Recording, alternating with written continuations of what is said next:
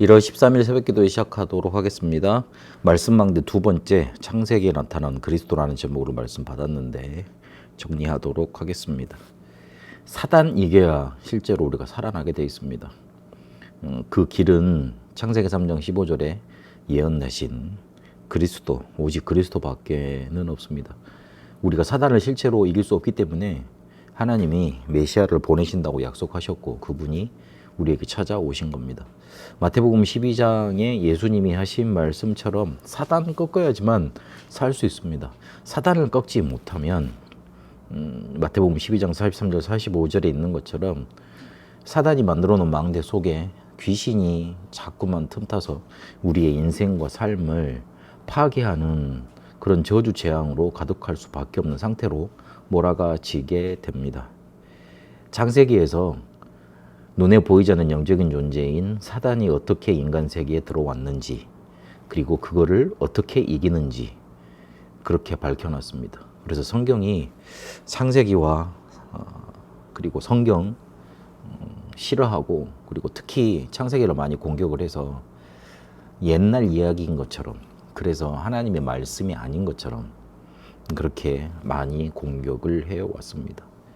인간 세계에 사단이 어떻게 등장을 했고 어떻게 인간을 멸망시켰고, 우리 인간의 문제가 실제로 어떤 것이라는 것, 그것이 바로 원죄라는 것, 그 원죄의 배경이 바로 사단이라는 것, 그거 이렇게 밝혀놓고 있습니다. 창세기는 창세기 3장 15절 여자의 후손으로 그리스도를 나타내고 계십니다. 그 그리스도가 요한일서 3장 8절에 보니까 하나님의 아들로 이 땅에 오셔서 마귀의 일, 사단의 일을 멸하신 겁니다. 그래서 성경 창세기에 보면 네 사건과 네 인물이 나옵니다. 네 사건을 통해 우리 인간 세계에 사단이 어떻게 찾아왔고 원죄라는 것은 무엇이고, 그런데 그 인간의 한계 속에 하나님은 어떻게 네 인물을 통해서 구원을 설명을 하셨는지 그 내용이 나옵니다. 네 사건은 창세기 1장부터 11장까지의 원역사, 네 인물 한 가문의 이야기를 12장부터 50장까지 그렇게 말씀하고 계십니다.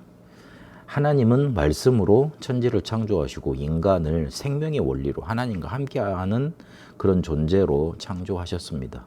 그런데 하나님을 떠나서 실제로 타락하게 됩니다. 그런데 그 타락하게 된 원인이 뭐냐면 사단이 인간 세계에 출현한 겁니다.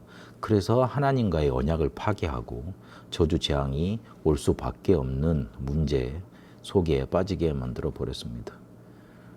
창세기에만 사단이 실제로 인간 세계에 침투해서 이게 멸망시키는 것, 그리고 실제로 그것이 원죄라는 것, 그것에 대해서 명확하게 그 시작을 밝히고 있습니다. 그래서 하나님을 떠나게 됐는데 가죽옷을 지어 입히셔서 실제로 여자의 후손 그 피 언약을 붙잡을 수 있도록 만드셨죠. 그런데 가인은 그거를 놓쳤습니다. 그러니 다른 것, 곡식을 가지고 하나님께 예배드렸죠. 그래서 안 받으신 겁니다. 히브리서에 보면 예물이 증거한다 그랬습니다. 예물이 된 태도가 아니고요. 예물을 어떻게 드렸는가 그걸 바라보신 게 아니고, 예물, 쉽게 말해서 피를 갖고 와야 되는데 피가 아닌 다른 것을 가지고 예배드린 겁니다. 그래서 가인은 자기 문제를 이기지 못하고 살인까지 범하게 됩니다. 이게 흘러서 창세기 6장에 보니까 인간이 하나님을 완전히 떠나게 돼서 육신이 되고, 그런 다음에 네피림이 이 땅에 있었고, 그리고 저주 재앙이 임할 수밖에 없는, 홍수가 임할 수밖에 없는 그런 상태가 만들어집니다. 그 이후로 새로운 인류가 시작이 됩니다만은,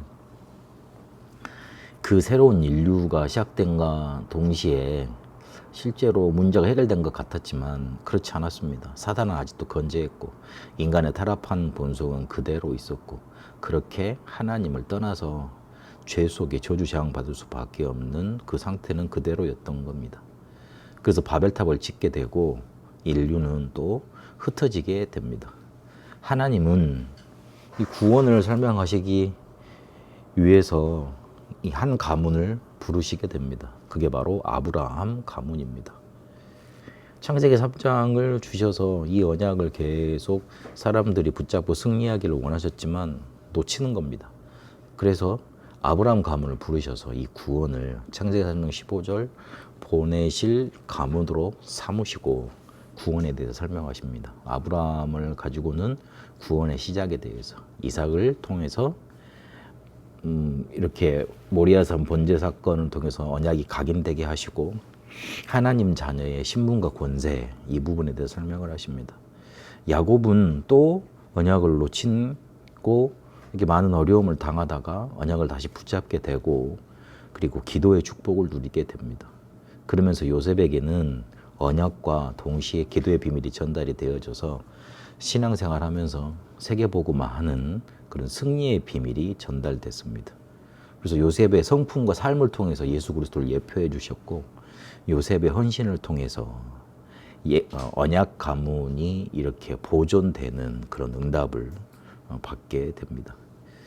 이 여자의 후손이라는 언약 중심으로 여자의 후손 이 그리스도를 중심으로 내 사건이 어떻게 발생이 되어졌는지 그리고 내 인물을 통해서 어떻게 이 구원이 설명이 됐는지 창세기는 말씀하고 있습니다.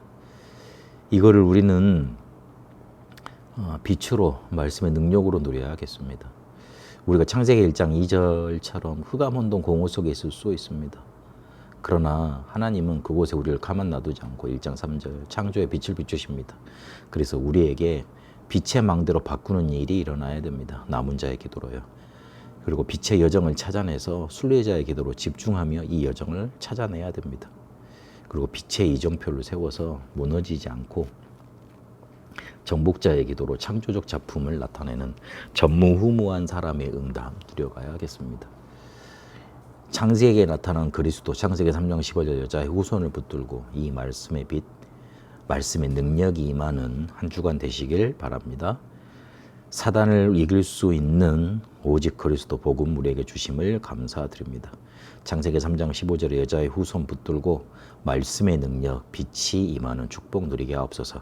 살아계신 우리 주 예수 그리스도 이름으로 기도합니다. 아멘. 개인 기도로 인도받도록 하겠습니다.